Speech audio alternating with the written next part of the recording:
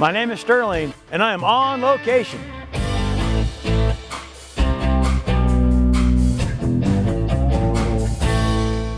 We had just completed fishing for salmon on the Rogue River and almost reached the Pacific Ocean doing so. Since we were already here, we joined the Alice Faye, a commercial fishing vessel for some halibut fishing. Our first stop was at Tarheel Aluminum in Charleston, Oregon. They built the 40-foot by 15-foot all-aluminum vessel. The Alice Faye is distinctive among her wood and fiberglass neighbors. For Tarheel's owner, Kyle Cox, she was an adventure to build.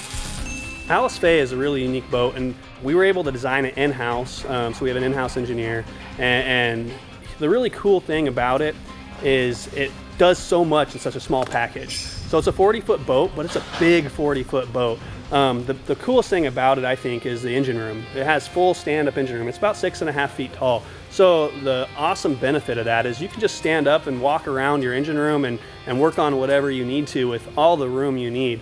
And you don't have to crawl around your hands and knees like most 40-foot boats. Most 40-foot boats, their engine room is half that size. So the second really cool thing about this boat is the amount of product it can hold. So most boats in that size range can deliver 10 to 15,000 pounds of product. So we're almost doubling that with this 40-footer, which is just amazing. You know, the more product you can hold, the more time you can stay out there and catch that product, the more money you're going to make. Fewer trips, the way to go. Fewer trips, less fuel back and forth. If you can do it, it's the smart move. Well, and the aluminum, just all that time and money you're going to save in maintenance is going to be a huge thing. And modern diesel engines are so far past even what we had in 1980 and 1990. And I know a lot of these boats that are out there are a lot older than that. Yeah, exactly. I mean, the majority of boats out there are from the late 70s and early 80s. I understand this is a family business. Yeah. About 15 years ago, my dad came up here and bought Tarheel Aluminum. And then shortly after that, he bought Giddings Boat Works. So Giddings and Tarheel work really well together. So after my dad bought Giddings Boat Works, I ran Tarheel Aluminum for quite a few years. And then after that, I bought it from him a couple years ago. And we just have a really good partnership going in the shipyard here. And well, that sounds awesome. Boats. Yeah. My dad wants me to work with him, but I don't really want to be a pipe fitter. Yeah, it's hard working with your dad sometimes, but you know, I stuck it out and I'm glad I did. Well, fantastic. Well, let's get to work on this boat. Yeah, it's really similar to Joel Purkey's boat, and we're about halfway done with the hull construction, and we can put you to work MIG welding. Or let's go to work. Let's do it. All right. Cool. Lots of pieces to this puzzle. Some assembly required. Why are we MIG welding this instead of TIG welding this? So TIG welding in an application like this just isn't practical. It'd take you 10 times as long, and it costs the customer a lot of money. This is a much faster and easier way to build this boat than TIG welding. Well, with this wire coming through all the time, not having to feed it in, not to walk it up. Once we fire it up, we can just kind of grow. Yeah, you just go for it. This is a really simple method. Cool. Okay. Let's see it.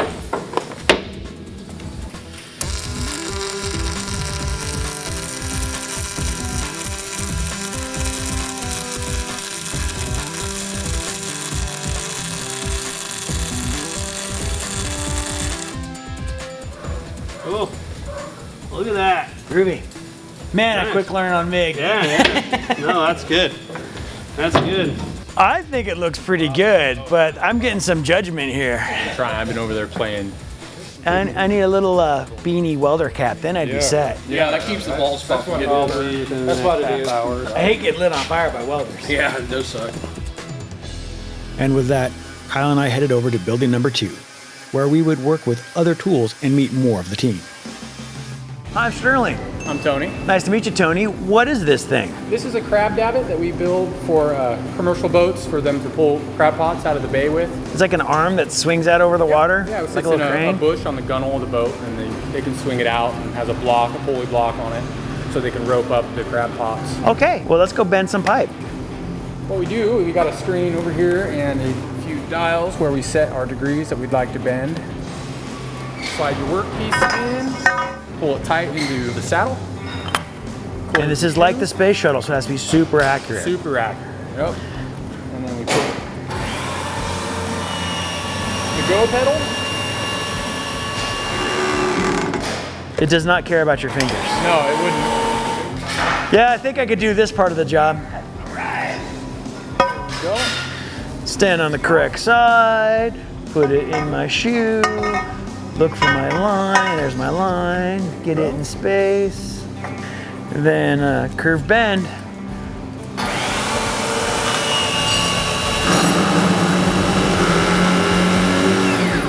Nice! Next up was the hydraulic hole punch. He's setting the punch to poke some hole through this aluminum plate. It's a lot like a paper punch, just bigger and tougher. So you run it down about halfway. Yep. Keep your finger out of between it and the anvil face. Yep. Perfect. Leave off. Natural. Ta-da! What's this do?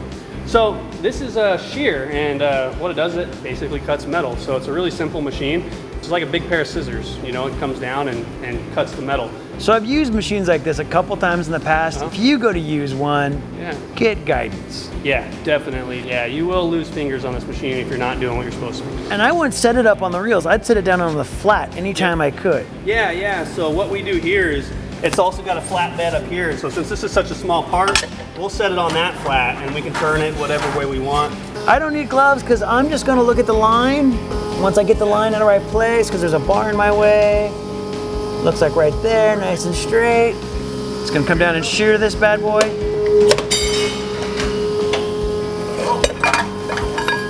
And there's our piece. Yeah, cool. We're going to take a TIG welding lesson right now. TIG welding's a lot like what we just did over there, MIG welding. One of the things that's really nice about TIG is it doesn't heat up a big area. Well, I want to check out this. Get a feel for it.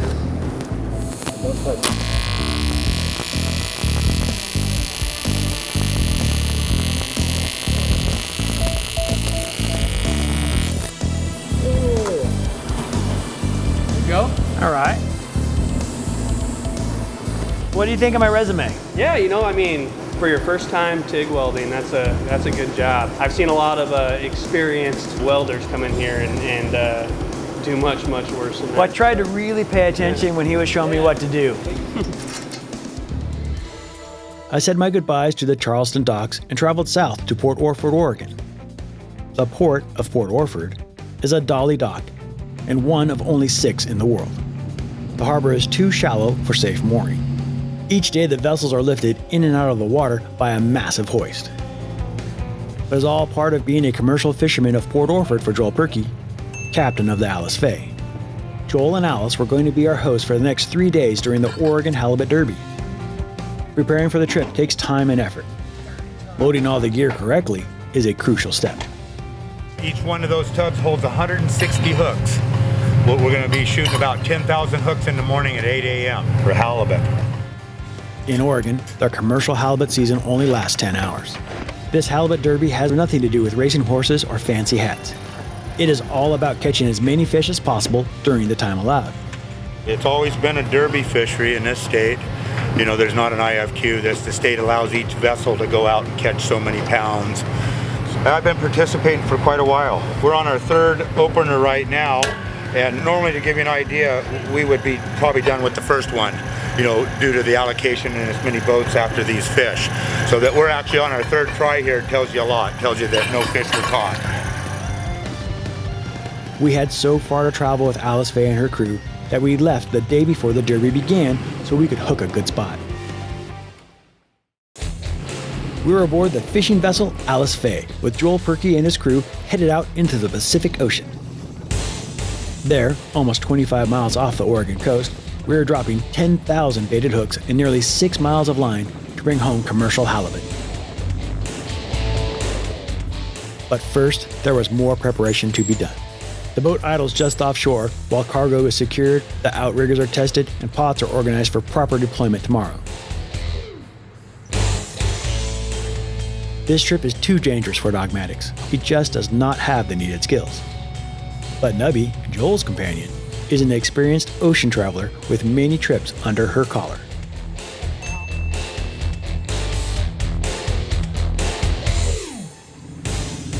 As we traveled to our destination, the weather started getting rough and our tiny ship was tossed. After the sun set, I might have been all smiles, but I knew I was in for a rough night. The morning could not come soon enough. I didn't get much sleep, but woke up to the crew already hard at work preparing to start the derby.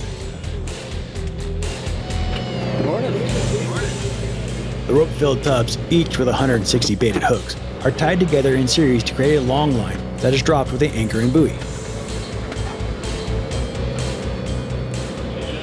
This long line goes over the stern, then sinks to the ocean floor, hopefully in a halibut-rich area. This is it, the excitement of halibut opening.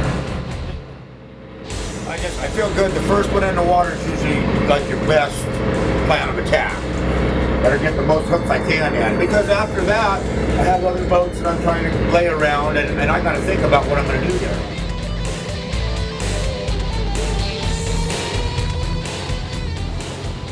We're hoping for the best. Lots of fish here. Jason slides all the tubs to Leo and stuff. Once Leo gets the shooting gear back here, he's got to stay back there with them tubs going over the rail. Yeah, okay, Leo. As soon as you get to that anchor, let it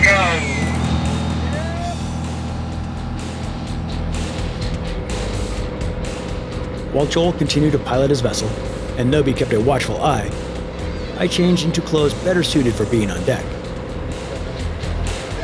Put 1 on 6, yeah. Charlie Brown, big pumpkin. On the deck, Jason and Leo were hard at work running the baited long lines over the stern. We were running 6 miles of long line today, in 3 sections, each 2 miles long. With a gentleman's agreement across the radios, each fishing vessel had selected the depth and starting latitude they desired. This avoided the drama of cross lines.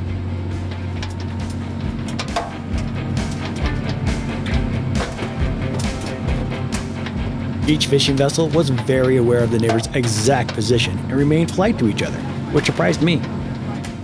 They'll let me know when they need me.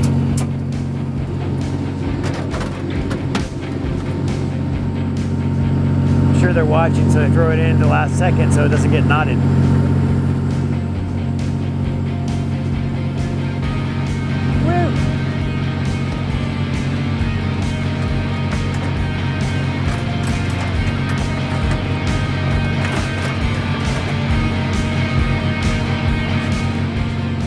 Drop the beginning of the second line, boat's gonna get roomier for a little bit, but then it's gonna get crowded with fish. Now later, it is gonna smell like death. But they look great right now. The long line hooks are only a couple feet apart, and each hook has been baited with herring by a Port Orford family Joel employs. It may look messy, but it is an effective technique. At the start and finish of each set, crew drop an anchor and buoy for pickup later.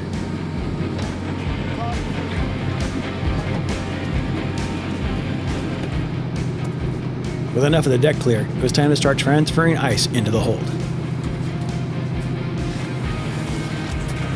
It's like a snowball fight, but I don't have any snow. When we started, there wasn't room for me to help, but once the long line had been set, I could assist with the back section of the hold.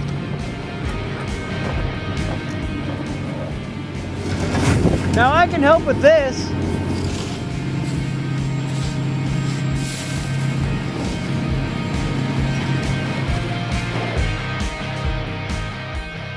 Hours flew by, and soon we're back at the first set, ready to pick up. Alice Faye has an autopilot and remembers exactly where she went. This allows Joel to join us on deck to help pull in the catch.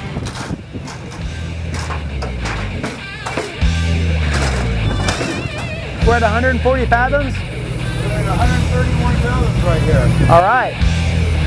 Fishing 786 feet right now. It's a little deeper than your reel.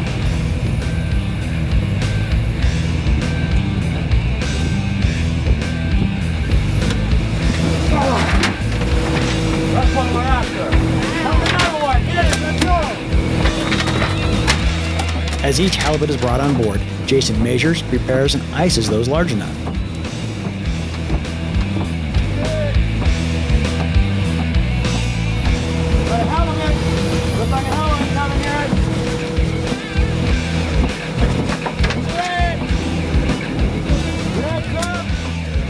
Fish on location.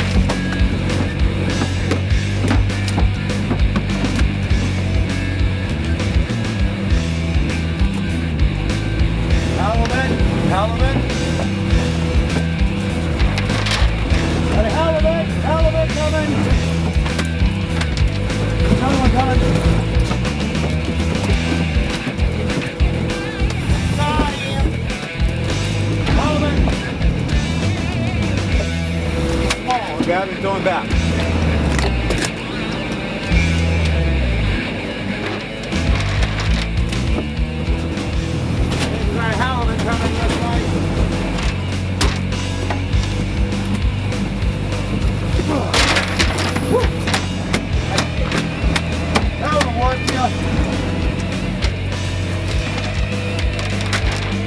Big one coming! Get it! Get it! Woo! Okay.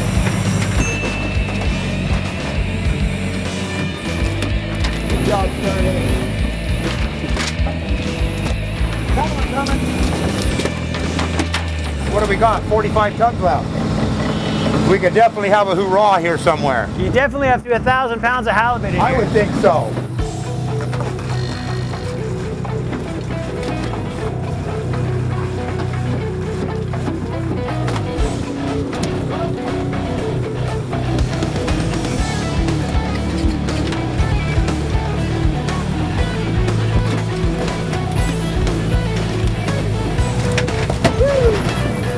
Gloves are all filthy with fish guts.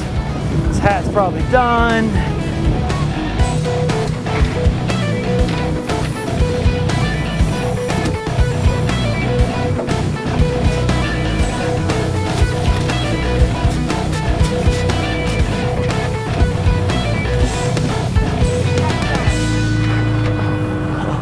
These gloves are handy.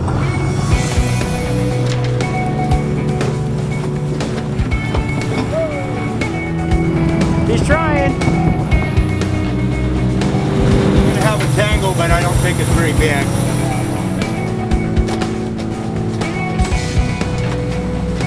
Here's the end of the tangle right here.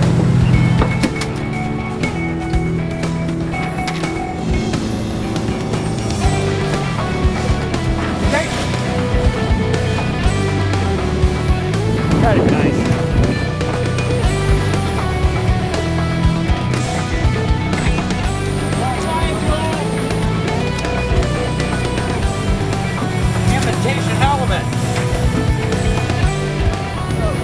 Look inside that mouth. Think there's enough teeth in there for you?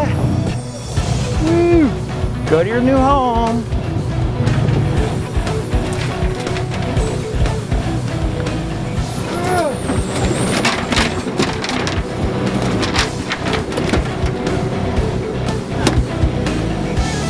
The little ones are flounders. The big ones are halibut.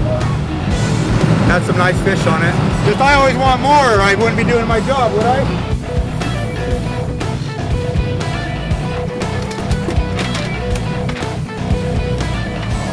That's what we were after. Watch those hooks!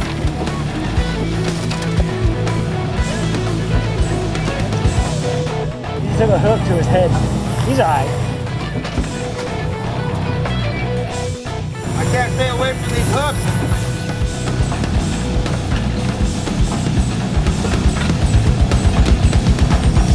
Good job, great horn. So we're done for today. We've pulled up our 3 lines, our 60 pots, our 6 miles of line. We brought in about 55 halibut. That kind of blurred together. I was whacking and stuffing. We don't have that many skates, probably just like a couple dozen, and then that one mutant beast one. And we brought in probably a dozen ling cod, bigger than I've ever caught deep sea fishing. What came next was cleanup and organization of the deck, as well as the cleaning and gutting of the freshly caught fish.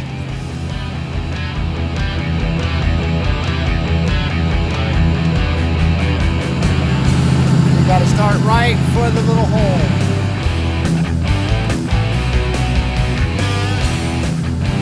Then take his guts out.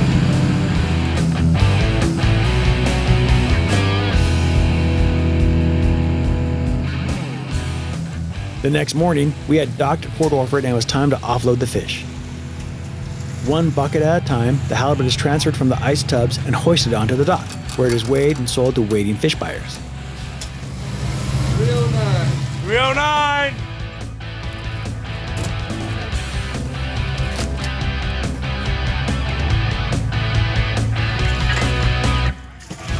Halibut, lingcod, blackcod, and skate were all separated.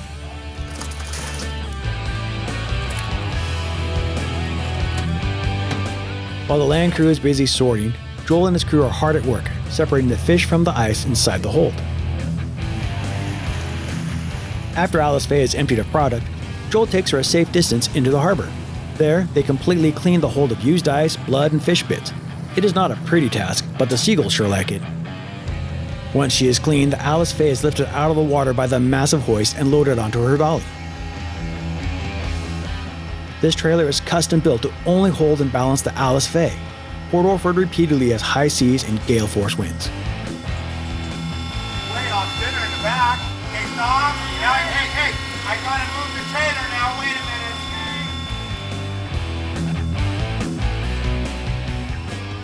minute. After a few tense moments, the Alice Faye is home. Okay, looks good. 2 days ago we left, loaded on the boat, and we went fishing. How did it feel after we joined you?